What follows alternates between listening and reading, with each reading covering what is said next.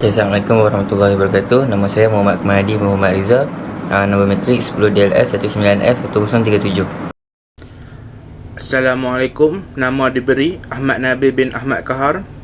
Nombor metrik 10 DLS 19F1051. Hai, Assalamualaikum. Nama saya Nofah Nabi Dejai. Nombor metrik 10 DLS 19F1009. Selamat sejahtera. Nama saya Divya Anna Perempuan Normanan. Nama metrik 10 DLS 19F1027. Pertama kali, saya ingin membentangkan tentang pendahuluan. Kajian ini berdasarkan apps atau dirujukan sebagai aplikasi. Tajuk projek kita ialah aplikasi mudah alih untuk memanggil mekanik. Kami melakukan ini untuk seluruh penungguan Malaysia, iaitu JNT, Foodpanda dan sebagainya. Selain itu, kajian ini untuk membincangkan dan membuat kajian tentang masalah penungguan dan mencari penyelesaian. Masalah yang dihadapi oleh semua penungguan ialah kerosakan kendera seperti kebocoran tayar, masalah enjin dan kerosakan alternatif. Di samping itu, matlamat projek ialah membantu seluruh penunggaan motosikal untuk memudahkan mereka mendapat mekanik apabila perlu dan segera. Oleh itu, kami bercadangkan untuk membangunkan apps atau aplikasi untuk menyelesaikan masalah ini. Okey, seterusnya saya akan membentangkan tentang latar belakang kajian. Pada era globalisasi ini, seperti mana yang kita dapat lihat, negara kita telah diserang wabak iaitu COVID-19. Dengan itu, terdapat banyak sektor-sektor ekonomi yang terjejas akibat daripada wabak COVID-19. Seperti mana yang kita tahu, industri perkhidmatan penghantar makanan dan barangan secara atas talian di negara ini meningkat sama sekali berikutan penularan COVID-19 negara ini. Ianya telah mengubah cara hidup masyarakat kepada suasana normal baru, di mana kebanyakan aktiviti dilakukan secara dalam talian, termasuklah pesanan makanan dan barangan dan pembelian barangan keperluan. Kebanyakan barangan yang dipesan dihantar menggunakan kemudahan motosikal. Oleh yang demikian, kami telah menemubual beberapa orang penghantar makanan dan barangan. Apakah masalah yang sering dihadapi semasa menghantar barangan kepada pelanggan? Mereka memberitahu bahawa mereka sering menghadapi masalah kerosakan motosikal semasa menghantar barang dan makanan kepada pelanggan. Situasi yang dapat kita lihat di mana seringkali berlaku terhadap penghantar makanan ataupun barangan seperti Foodpanda, GrabFood, McDelivery, JNT, Pos Laju dan lain-lain yang berkaitan dengan e-hailing di Malaysia. Okay, dengan itu, kami telah bercadang untuk membina sebuah aplikasi untuk membantu mereka mendapatkan bantuan daripada bengkel yang berhampiran atau runner membaiki motosikal.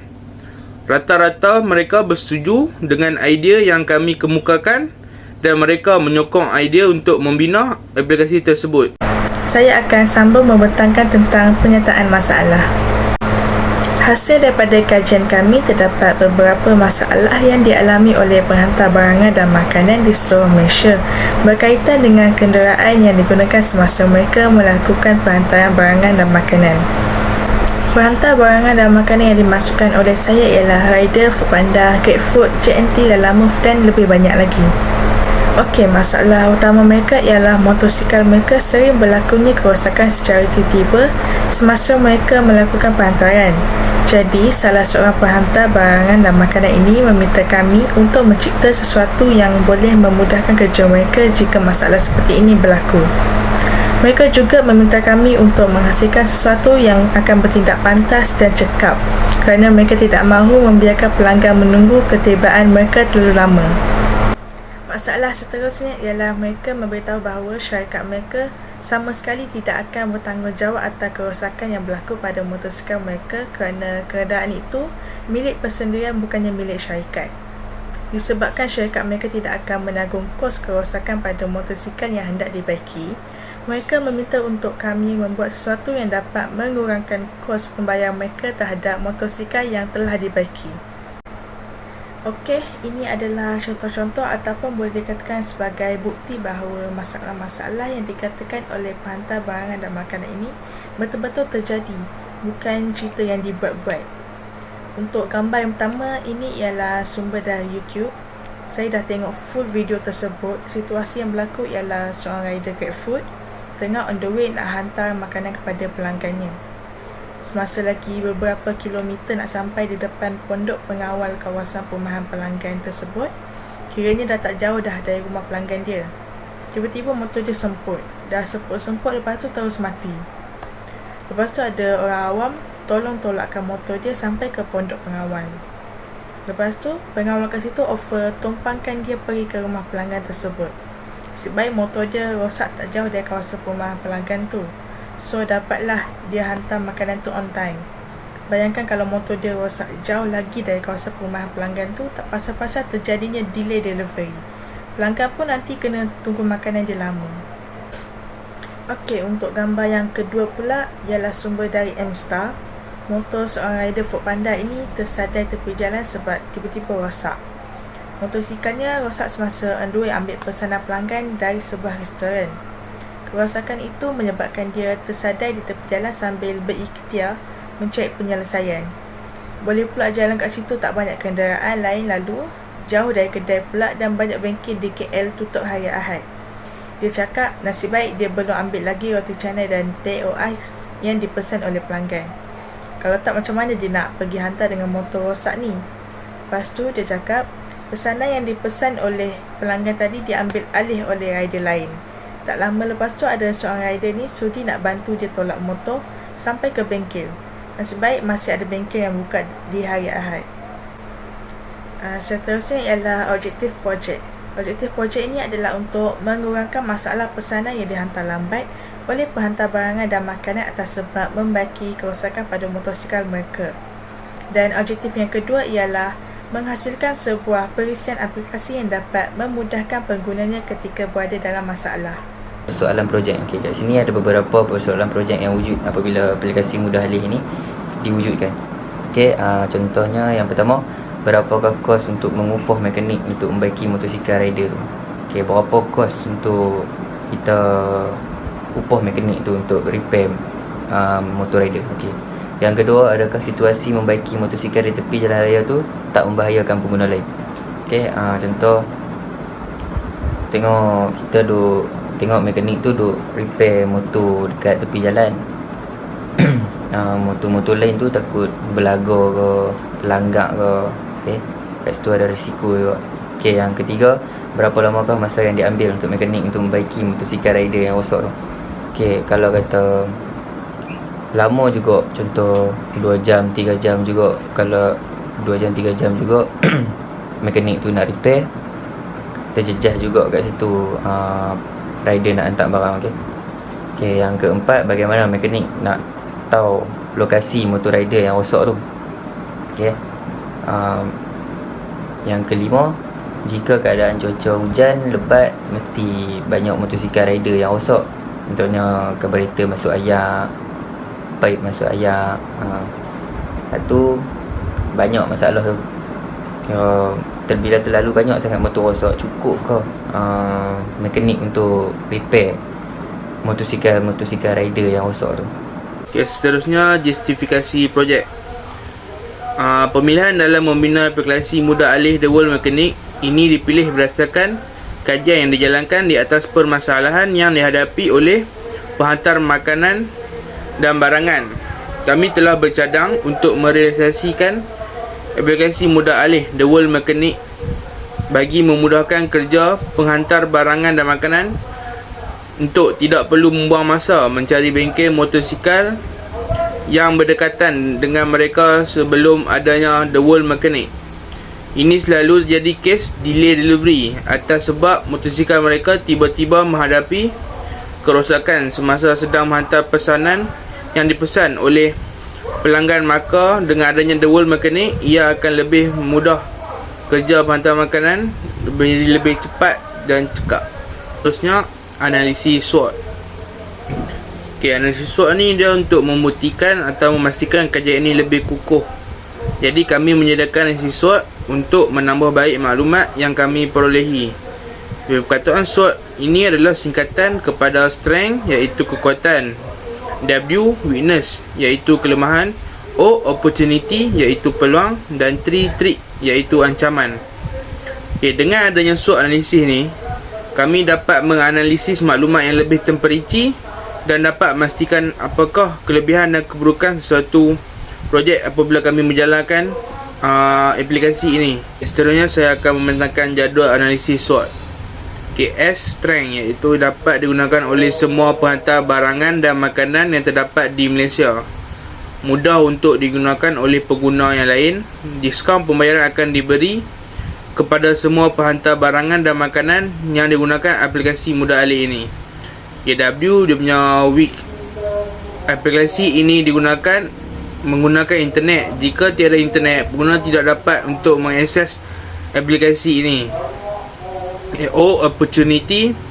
Aplikasi mudah alih ini masih baru di Google Play Store. Masih belum ada aplikasi mudah alih seperti ini yang terdapat buat masa sekarang. Hanyalah di aplikasi mekanik untuk kereta sahaja.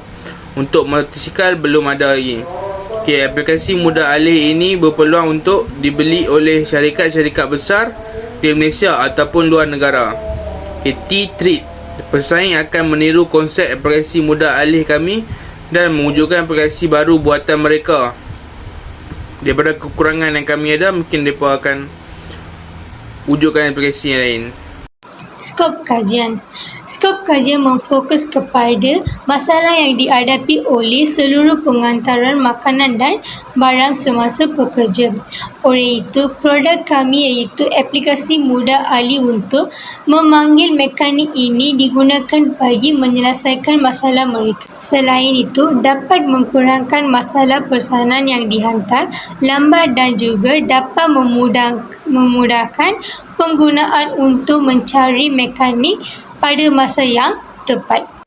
Seterusnya ialah kepentingan projek. Kepentingan projek yang pertama ialah memudahkan kerja pengguna. Dengan adanya aplikasi mudah alih ini, pengguna tidak perlu membuang masa berharga mereka untuk membawa motosikal yang rosak itu ke bengkel, sebab mereka boleh terus berhubung dengan mekanik melalui apps ini.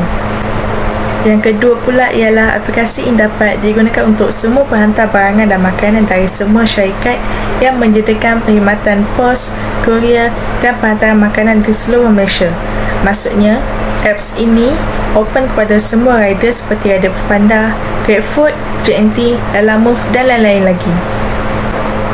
Selepas itu, yang ketiga ialah mudah untuk digunakan. Kiranya apps ni senang nak digunakan.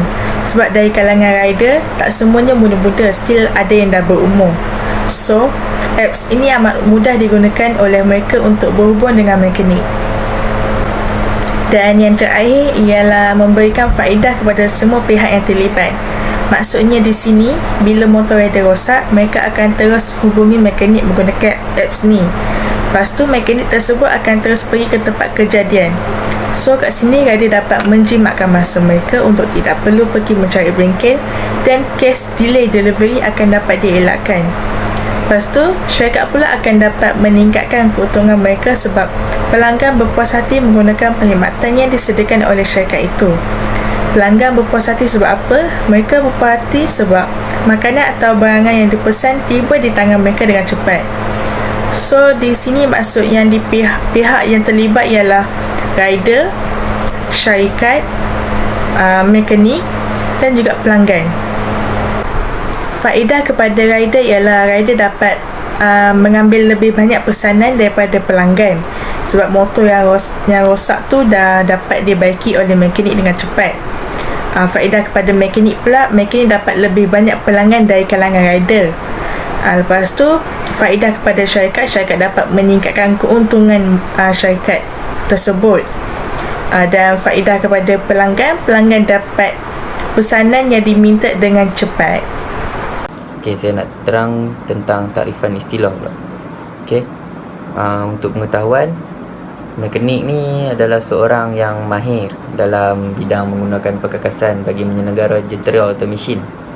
Okay, mekanik ni yang pakar lah untuk repair motor, repair kereta, okey. Okey, seseorang yang bergelar mekanik ni kenalah mempunyai guru yang berbakat dan berpengalaman.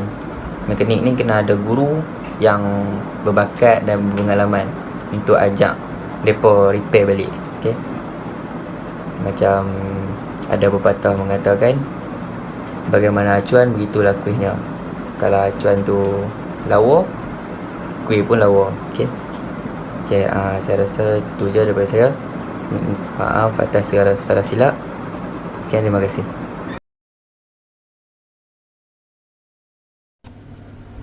Okey, akhir sekali rumusan daripada kami punya projek. Okey, di dalam bab ini terdapat beberapa maklumat mengenai penyata masalah projek dan tujuan projek ini dijalankan. Selain itu, objektif untuk menjalankan projek ini adalah jelas dan membantu. Jelas untuk membantu masalah yang dihadapi oleh penghantar makanan dan penghantar barang dalam menjalankan kerja mereka apabila berlakunya kerosakan terhadap motosikal mereka agar ia menjadi lebih mudah dan mempercepatkan urusan kerja mereka supaya pelanggan berpuas hati dengan perkhidmatan yang telah ditawarkan. Okey, terima kasih. Itu sahaja daripada kumpulan kami. Assalamualaikum.